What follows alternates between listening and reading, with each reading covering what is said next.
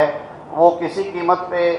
Accept in accordance with law جو ہے وہ کرٹیل نہیں ہوگی، لیکن کیا وجہ ہے کہ یہ باتیں صرف کتابوں میں رہ جاتی ہیں اور جب ہم زمینی حقائق کی طرف لوٹتے ہیں تو ہمیں بلوچستان سے سینکڑوں ہزاروں آوازیں آتی ہیں، ہمیں خیبر پختونخوا سے درخواستوں کے انبار لگ جاتے ہیں، ہمیں کراچی کے شہریوں کی طرف سے شکوے اور شکایتیں ملتی ہیں، اور ہمیں جنوبی پنجاب اور ایون پنجاب سینٹرل سے بھی بہت جگہوں سے شکایات آتی ہیں کہ سال ہر سال سے مہینوں سے ہمارے پیارے ہم سے بچھڑ گئے، ان کی کوئی خبر نہیں ہے، ان کا اتا پتہ نہیں ہے، اور حکومت جس کی یہ ذمہ داری ہے کہ وہ اپنے شہریوں کے تحفظ کے لیے ہر طرح کے قانونی اقدامات کرے، وہ بھی یہ جواب دینے سے قاصر ہے۔ تو پھر ہمیں ایک جواب ملتا ہے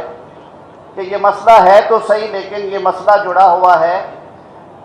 سیکیورٹی رسکس اور سیکیورٹی سے متعلقہ سٹیکس جو ہیں، یہ مسئلہ ان سے جڑا ہوا ہے، اور اس کو حل کرنے کے لیے ہمیں بند کمرے میں بیٹھ کے بھی بات کرنا ہوتی ہے، یعنی کہ ان کیمرہ پروسیڈنگز ہیں۔ یہ مسئلہ پارلیمان کے ایوانوں میں بھی گیا، اور میں یہ بات بڑی خوشی کے ساتھ کہوں گا کہ پارلیمنٹ کے فلور کے اوپر ہمارے وہ اراکین پارلیمنٹ بالخصوص جو کہ جبری گمشدگی کے مقدمات یا ان کیسز سے جڑے ہوئے ہیں اپنے سیاسی نظریات کی وجہ سے یا جغرافیائی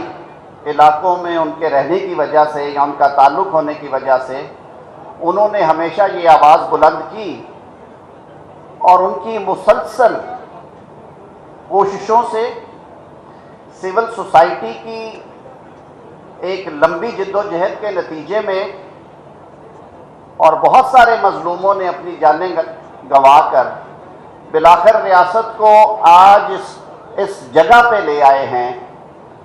کہ اس حساس موضوع کے اوپر کھلے ایوانوں میں بھی بات ہوتی ہے، سڑک پہ بھی بات ہوتی ہے، اور اس طرح کی تقاریب میں بھی بات ہوتی ہے، اور یہ it is no more an issue which is to be discussed in camera, کیونکہ جب تک آپ اس ہاتھی کو کمرے سے نہیں نکالیں گے یہ مسئلہ حل نہیں ہوگا۔ آج کے ٹاپک کے حوالے سے میں ضرور عرض کرتا چلوں کہ آج اس کانفرنس میں آنے سے پہلے میں اپنے ساتھیوں کا شکر گزار ہوں پارلیمان میں، جنہوں نے ساتھ دیا اس ایشو پہ ہمارا، اور وہ مسئلہ جو کہ سال ہر سال سے اٹکا ہوا تھا، یعنی کہ جبری گمشدگی کے مقدمات کے لیے الگ سے انڈیپینڈنٹلی قانون نے کوئی ایسا رستہ نہیں نکالا تھا کہ اس کے مقدمات کا اندراج ہو سکے، جیسے کہ آج کے ٹاپک میں بھی لکھا ہوا ہے کہ reluctance to criminalize the enforced disappearances. تو ایک اچھی خبر جو آج آپ کو میں دے سکتا ہوں کہ دو روز پہلے پاکستان کی قومی اسمبلی نے وزارت قانون کے اس بل کو جس میں جبری گمشدگیوں کو جرم کا درجہ دیا گیا ہے، پاکستان کی قومی اسمبلی نے کنسنسس کے ساتھ اسے پاس کیا ہے۔ یہ پچھلے 4.5 سال سے اسمبلی اور سینٹ سیکریٹریٹس میں یہ فائل گھوم رہی تھی، اور نہ صرف پاس کیا بلکہ گزشتہ حکومت نے سول سوسائٹی کے پریشر کی وجہ سے اور اپنے سیاسی حلیفوں کے کہنے پہ قانون تو بنایا، لیکن اس میں ایک شق شامل کر دی گئی جس کے تحت جبری گمشدگی کا الزام لگانے والا شخص اگر یہ ثابت نہ کر سکے کہ اس کے پیارے کو اٹھایا گیا تھا اور جبری طور پہ لاپتہ کیا گیا تھا، تو اس کے کہنے پہ پرچہ تو درج ہوگا، لیکن اخراج ہوتے ہوئے یا مقدمہ کا فیصلہ ہونے کے بعد اس پہ ایک مقدمہ چلے گا اور اسے 5 سال کی سزا دی جا سکتی ہے۔ تھینکس ٹو، میں شکر گزار ہوں پارلیمان میں اپنے ان روشن دماغ ساتھیوں کا جنہوں نے کبھی بھی انسانی حقوق کے اوپر کمپرومائز نہیں کیا، اور سردار اختر جان مینگل صاحب نے فلور آف دا ہاؤس کے اوپر یہ امینڈمنٹ پیش کی کہ اس پروویژن کو ڈیلیٹ کیا جائے، خارج کیا جائے اس بل میں سے، اور حکومت پاکستان نے سردار اختر مینگل صاحب، محسن داوڑ صاحب، MQM پاکستان اور جمعیت علماء اسلام کے تحفظات جو کہ انہوں نے فلور آف ہاؤس پہ ڈیبیٹ میں دیے اور باقی جماعتوں نے اس کو سپورٹ کیا، بل پاس کر دیا گیا، لیکن وہ شک ختم کرنے کے بعد۔ تو میں سمجھتا ہوں کہ پاکستان کے عوام کو مبارک ہو کہ بالآخر ہم نے ایک مرحلہ تو طے کر لیا۔ اب مجھے بتایا گیا ہے کہ آج وقت کی شدید کمی ہے کیونکہ پچھلا سیشن آگے چلا گیا تھا۔ کوئکلی آپ کو یہ بتاتے چلے کہ جب یہ حکومت قائم ہوئی تو وزیر اعظم پاکستان میاں شہباز شریف نے کابینہ میں اس مسئلے کے اوپر ایک کھلی ڈیبیٹ کروائی، اور کابینہ نے یہ طے کیا کہ اس مسئلے کے حل کے لیے یہ ذمہ داری کابینہ لے، اور تمام کولیشن پارٹیز کے ایک وزیر کے اوپر مشتمل 7 رکنی جو کیبنٹ کمیٹی ہے وہ جون میں تشکیل دی گئی، اور اسے 4 ماہ کا ٹائم دیا گیا کہ آپ ان 4 مہینوں کے اندر اس ایشو کے اوپر ڈیلیبریٹ کریں گے، جو متاثرہ لوگ ہیں اور تنظیمیں ہیں ان سے رابطہ کریں گے، سرکار کے جو محکمے اور ادارے ہیں ان سے بات کریں گے، سیکیورٹی ایجنسی سے بات کریں گے، اور پھر آپ ہمیں سفارشات پیش کریں گے۔ تو 7 رکنی کمیٹی نے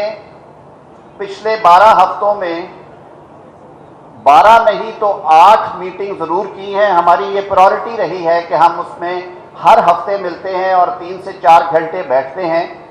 ہم نے ملک بھر سے جو تنظیمیں ہیں ان سے بات کی،